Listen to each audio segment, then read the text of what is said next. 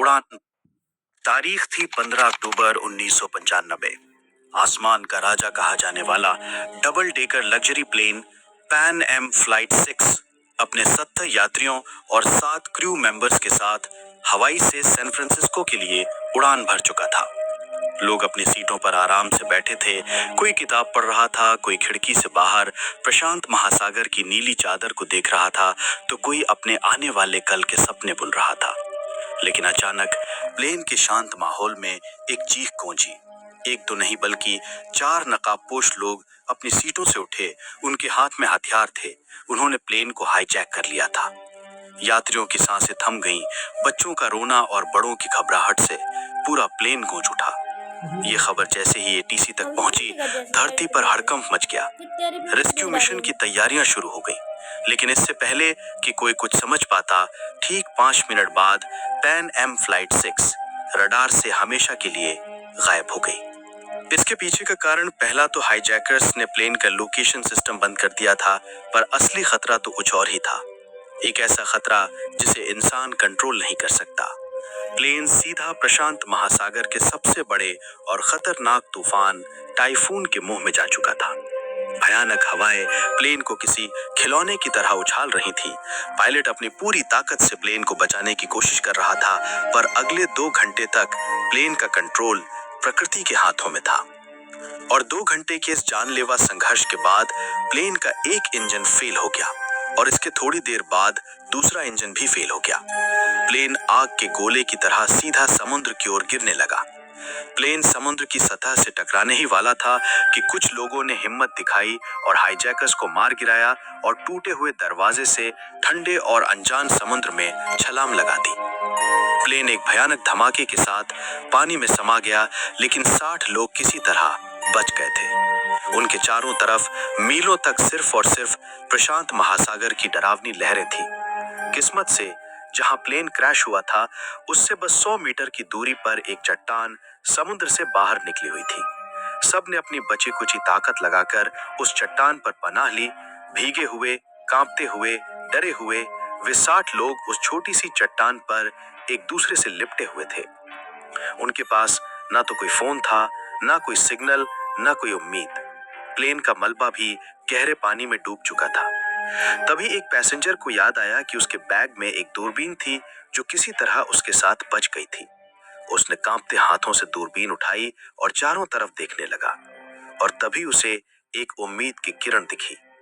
लगभग आधा किलोमीटर दूर धुंध में लिपटा एक छोटा सा द्वीप। वो चिल्लाया, island! There is an island! Island! वहां एक आइलैंड है। जो लोग तैरना जानते थे, उन्होंने एक पल भी नहीं गवाया। उन्होंने मौत के इस महासागर में फिर से छलांग लगा दी। नीचे खतरनाक शार्क थीं, ऊपर ऊंची ऊंची लहरें, लेकिन जीने की इच्छा इन सब से बड़ी थी। घंटों की मशक्कत के बाद सिर्फ 15-20 लोग ही उस द्वीप के रेतीले किनारे तक पहुंच पाए, बुरी तरह थके हुए लेकिन जिंदा। द्वीप पर पहुंचे लोगों ने एक पल भी आराम नहीं किया। उन्हें पता था कि चट्टान पर फंसे बाकी लोगों को यहाँ लाना होगा, वरना वे लहरों या भूख प्यास से मर जाएंगे। उन्होंने द्वीप पर पड़ी सूखी लकड़ियों और बेलों को इकट्ठा किया और किसी तरह एक काम चलाऊ बेड़ा बनाया। उस टूटे फूटे बेड़े को लेकर वे फिर से उस जानलेवा समुद्र में उतर गए और एक एक करके कई चक्कर लगाकर उन्होंने चट्टान पर फंसे हर इंसान को द्वीप पर पहुंचाया। जब सारे 60 लोग उस अनजान जमीन पर इकट्ठा हुए, तब जाकर उन्हें अपनी असली हालत का एहसास हुआ। ये कोई जन्नत नहीं थी, ये एक सुनसान वीरान द्वीप था। कुछ नारियल के पेड़, थोड़ी बहुत जंगली झाड़ियां और चारों तरफ सिर्फ रेत। न खाने का कोई इंतजाम, न पीने के पानी का कोई स्रोत। निराशा के बादल उन पर छा गए। कुछ लोग घुटनों के बल बैठकर रोने लगे, कुछ अपने परिवार को याद करके चिल्लाने लगे, तो कुछ बस सिर पकड़कर बैठ गए। यकीन नहीं कर पा रहे थे कि वे वाकई जिंदा हैं या ये कोई भयानक सपना है। इसी हताशा के बीच एक स्कूल टीचर मिस्टर डेविड आगे आए। उन्होंने बुलंद आवाज में कहा, दोस्तों, अगर हम घबरा गए तो हम सब मारे जाएंगे। हमें जीना है, हमें एक दूसरे के लिए जीना है। उनकी आवाज में एक भरोसा था जिसने टूटे हुए लोगों में नई उम्मीद जगा दी। सब संगठित हुए और घायलों की देखभाल शुरू की गई। अब सबसे बड़ी चुनौती थी भूख और प्यास। एक नौजवान माइकल हिम्मत करके नारियल के एक ऊंचे पेड़ पर चढ़ गया और कुछ नारियल तोड़ कर लाया। वो सिर्फ 3-4 नारियल 60 लोगों के लिए कुछ भी नहीं थे, लेकिन वो सिर्फ नारियल नहीं थे, वो उनकी पहली खुराक थी। लोगों ने बारिश के पानी को चट्टानों के गड्ढों में इकट्ठा करना शुरू कर दिया और उसे पीना शुरू कर दिया। मिस्टर डेविड ने सबको छोटी छोटी टीमों में बांट दिया। एक टीम को द्वीप पर खाने लायक फल या जड़ें खोजने का काम मिला, तो दूसरी टीम को शेल्टर बनाने का काम। सबसे मुश्किल काम था मछली पकड़ने का। कुछ नौजवानों ने पेड़ों की नुकीली डालियों से भाले बनाए और घंटों समुद्र के किनारे खड़े रहकर मछली पकड़ने की कोशिश करने लगे। कई नाकाम कोशिशों के बाद आखिरकार उन्होंने एक छोटी सी मछली पकड़ ही ली। उस दिन जब उस मछली को आग पर पकाया गया तो उसकी खुशबू किसी दावत से कम नहीं थी। सबने उसका एक एक छोटा टुकड़ा खाया। वो सिर्फ एक मछली का टुकड़ा नहीं था, वो उनकी पहली जीत थी। उस पल ने उन्हें सिखाया कि अब यही उनकी जिंदगी है, जहां हर चीज को बांट कर जीना होगा। दोस्तों, कहानी में आगे क्या हुआ ये जानने से पहले एक छोटी सी रिक्वेस्ट है। अगर आपको ये सच्ची घटना दिल को छू रही है तो प्लीज इस वीडियो को एक लाइक कर दीजिए और चैनल को सब्सक्राइब करना मत भूलिएगा। आपका एक सब्सक्राइब हमें ऐसी और कहानियां आप तक लाने की हिम्मत देता है। और हाँ, कमेंट्स के बगल में जो नया हाइप का बटन है उसे भी जरूर दबाइएगा। दिन हफ्तों में और हफ्ते महीनों में बदलने लगे। अब उन्हें समझ आ गया था कि मदद शायद कभी नहीं आएगी, उन्हें यहीं जीना होगा। उन्होंने पेड़ों की पत्तियों, डालियों और नारियल के रेशों से छोटी छोटी झोपड़ियां बनानी शुरू कर दी। पहली बारिश में ही उनकी सारी मेहनत पर पानी फिर गया। झोपड़ियां लीक करने लगी, लेकिन उन्होंने हार नहीं मानी और ज्यादा मजबूती से शेल्टर बनाए। जरूरत ने उन्हें वो सब कुछ सिखा दिया जो उन्होंने कभी सोचा भी नहीं था। कुछ लोगों ने मछली को धुआं देकर सुखाना सीख लिया ताकि उसे लंबे समय तक बचाया जा सके। एक महिला जो नर्स थी, उसने जंगली पत्तों से छोटी मोटी चोटों और बीमारियों का इलाज करना सीख लिया। उन्होंने फैसला किया कि अगर यहाँ जीना है तो भविष्य के लिए सोचना होगा।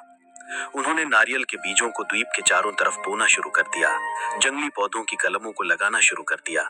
उन्होंने समुद्र के किनारे रेत पर नारियल के पेड़ों को गिराकर एक बहुत बड़ा HELP हेल्प लिखा, इस उम्मीद में कि शायद कोई हवाई जहाज इसे देख ले। एक दिन दूर आसमान में एक जहाज दिखा भी। सब पागलों की तरह चिल्लाए, आग जलाकर धुआं किया, लेकिन जहाज ने उन्हें नहीं देखा और गुजर गया।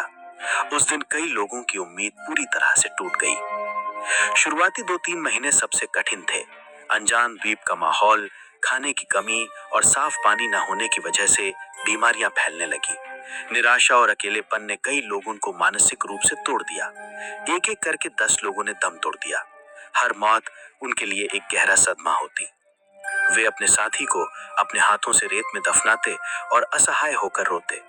अब वो 60 से 50 रह गए थे। उधर बाहरी दुनिया में महीनों के सर्च ऑपरेशन के बाद भी जब पैन एम फ्लाइट 6 का कोई सुराग नहीं मिला तो सरकार ने उन्हें मृत घोषित कर दिया। उनके परिवारों के लिए शोक सभाएं हुई, अखबारों में उनके नाम छापे गए। दुनिया के लिए वे 77 लोग प्रशांत महासागर की गहराइयों में दफन एक दर्दनाक याद बनकर रह गए थे। उन्हें नहीं पता था कि उनमें से 50 लोग अभी भी एक अनजान द्वीप पर हर दिन मौत से लड़ रहे थे, इस उम्मीद में कि कोई उन्हें बचाने आएगा। लेकिन दुनिया उन्हें भुला चुकी थी। ये उनके संघर्ष का सबसे काला अध्याय था, जब उन्हें लगा कि अब वे हमेशा के लिए यहीं फंस गए हैं। 2 साल बीत चुके थे। जिंदगी अब एक ढर्रे पर आ गई थी। उन्होंने जीना सीख लिया था। और फिर उस वीरान द्वीप पर एक चमत्कार हुआ। एक महिला ने एक स्वस्थ बच्ची को जन्म दिया। उस बच्ची की पहली किलकारी ने पूरे द्वीप के माहौल को बदल दिया। जहां अब तक सिर्फ मौत और निराशा थी, वहां अब जीवन का संगीत गूंज रहा था। हर कोई उस नन्ही जान को देखने आया। उनकी आंखों में आंसू थे, लेकिन इस बार ये आंसू खुशी के थे। उस बच्ची ने सबको जीने की एक नई वजह दे दी। वो सिर्फ एक बच्ची नहीं थी, वो इस बात का सबूत थी कि सबसे मुश्किल हालात में भी जिंदगी हार नहीं मानती। वो उनकी उम्मीद की नई मशाल थी। लोगों ने उस दिन को एक त्योहार की तरह मनाया, क्योंकि 2 साल बाद मौत पर जिंदगी की जीत हुई थी। अब उन्हें सिर्फ खुद के लिए नहीं, बल्कि इस नई पीढ़ी के लिए भी जीना था और इस द्वीप को एक बेहतर जगह बनाना था। देखते देखते 10 साल गुजर गए। द्वीप पर अब जिंदगी का एक सिस्टम बन चुका था। मिस्टर डेविड ने बच्चों के लिए एक छोटा सा स्कूल खोल दिया, जहां वे उन्हें पढ़ना लिखना और दुनिया के बारे में बताते थे, उस दुनिया के बारे में जिसे इन बच्चों ने कभी देखा ही नहीं था। सबने अपने अपने काम बांट लिए थे। कुछ लोग मछली पकड़ते, कुछ खेती करते, कुछ बच्चों की देखभाल करते। उन्होंने अपने मनोबल को बनाए रखने के लिए प्लेन क्रैश की बरसी को सर्वाइवल डे के रूप में मनाना शुरू कर दिया। उस दिन वे गाना गाते, कहानियां सुनाते और उन साथियों को याद करते जो अब उनके साथ नहीं थे। इन 10 सालों में द्वीप पर 5 और बच्चों का जन्म हुआ, लेकिन इस दौरान बीमारियों और हादसों में 7 और बड़े लोग अपनी जान गंवा चुके थे। अब द्वीप की कुल आबादी बच्चों को मिलाकर 48 थी। एक दिन फिर वही हुआ। आसमान में एक प्लेन की गूंज सुनाई दी। सब फिर से दौड़े, फिर से चिल्लाए, लेकिन नतीजा वही रहा। प्लेन उन्हें बिना देखे गुजर गया।